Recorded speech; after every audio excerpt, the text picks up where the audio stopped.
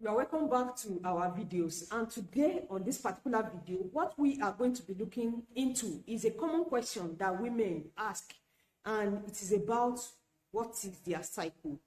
We are going to be looking into what a cycle length is, and of course from this cycle length we are going to know how you can calculate your safe period in case you are using a natural method of family planning. I mean, when based on your period alone, you don't want to get pregnant. And of course, we are also going to be looking into the ovulation dates, so that by this you would be able to have timed intercourse, which is intercourse that is timed towards ovulation in case you are trying to get pregnant.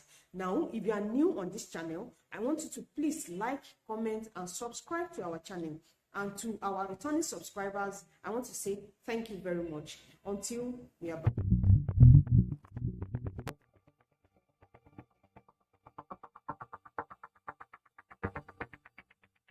You are welcome back. Let's dive into our topic of today. A cycle, we have said in the past, is the beginning of one menses to the beginning of another menses. I mean, if you start your menses today, this is the beginning of your cycle length. And when you are going to finish the menses in the next month, it's also the end of this particular cycle. Let's assume my menses is starting on the 5th of this particular month and is going to finish on the 2nd of the next month. That is my cycle. What I'm saying is, this is the first day of my period, which is day 5, which is today, to the 1st of the next month. So this is my cycle length.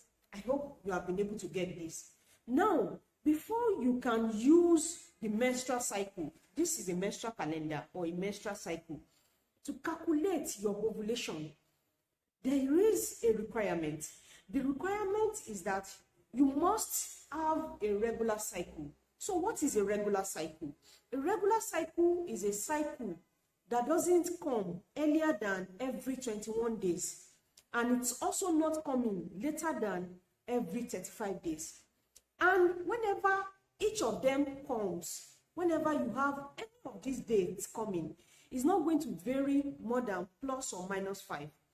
Take for example, if I'm expecting my menses on the 1st of this month, as I have written here, if I'm saying it even on the 29th, before that 1st, it's a regular cycle. As long as this variation is not more than plus or minus 5 days, this is a regular cycle. Now, what we are going to be using to describe the safe period and the ovulation date is going to be a standard example. And the standard example is a 28-day cycle. Note this, not every woman will have a 28-day cycle. And even whoever says she has a 28-day cycle, the possibility is there that she may not be seeing her menses every 28th. What that means is that sometimes it may be on the 27th, it may be 28th, it may be 29. As long as this variation, as I've said, is no more than plus or minus 5 days, it is a regular cycle. So now you must have a regular cycle before we can use your menstrual calendar to know your safe period or to know your ovulation date. I've told you what a regular cycle is. So now let's begin to know what a ovulation date is. Then we can know what a safe period is. Safe period is when a woman is less likely to get pregnant. They underline the word less likely. It is not totally impossible for a woman to have intercourse at the so-called safe period and she gets pregnant, but it's very, very unlikely.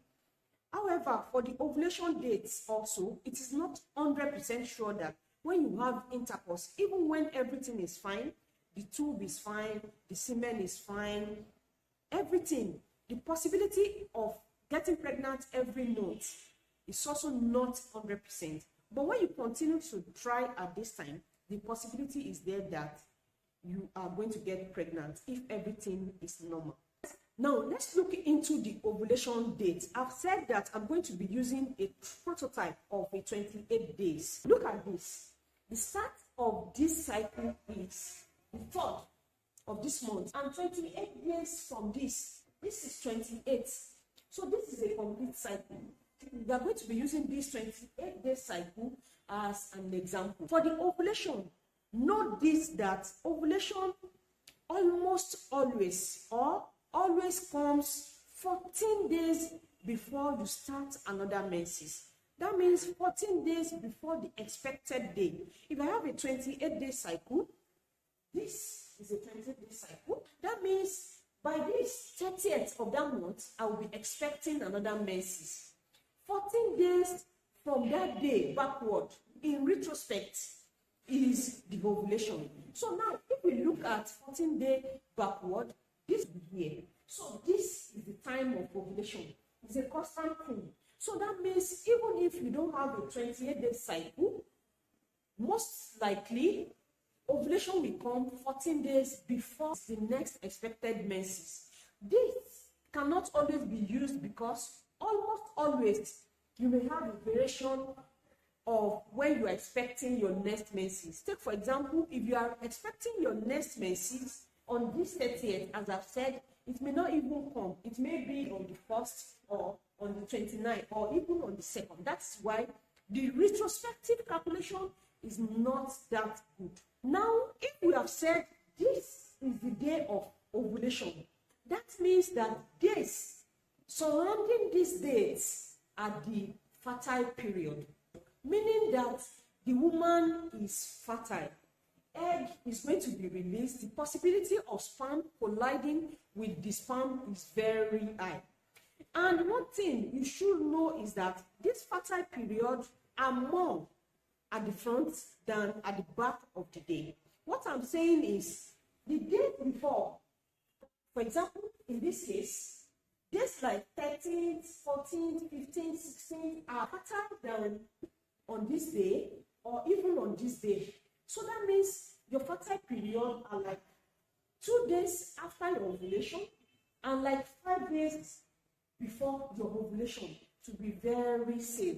That's the fertile period, the so-called unsafe period, if you are not trying to get pregnant. For the safe period, every other time outside this fertile period are the safe period, because the possibility of getting pregnant is low.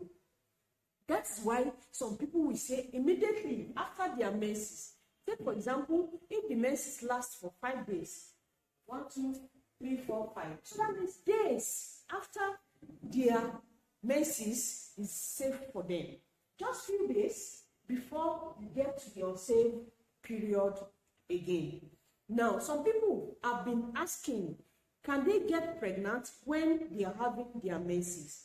The possibility is very high if you have a short cycle.